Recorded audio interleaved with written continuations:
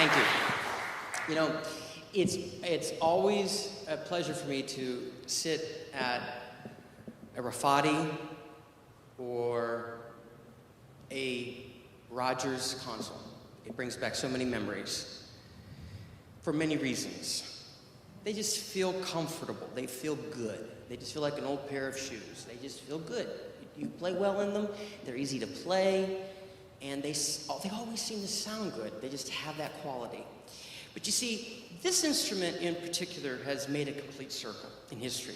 In the history of music, in the history of organ, and in actually a very important way in the history of the contribution to music in a very real way.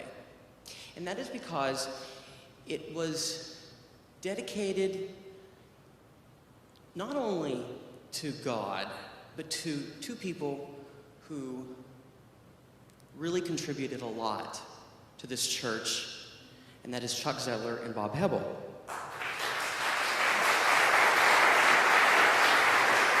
Along with the members of the foundation of this church, this organ became a reality, and I remember it very early on in its stages, in its genesis.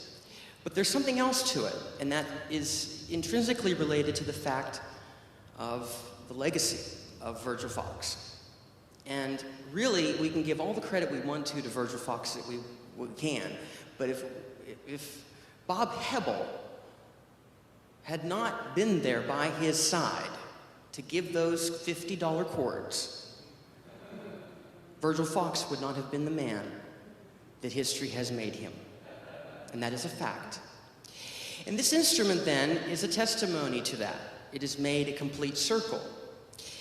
The Virgil Fox legacy continues on in those people who are daring and willing enough to push it a little farther than we thought, and to risk it and to give a little bit of Hollywood and glitz and glamour to it, but also with integrity. There was also a man who accompanied that whole journey, and his name was Ted Allen Worth.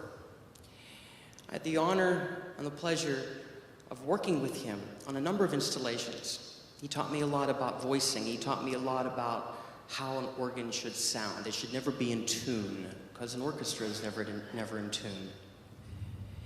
But he also taught me how to play this piece.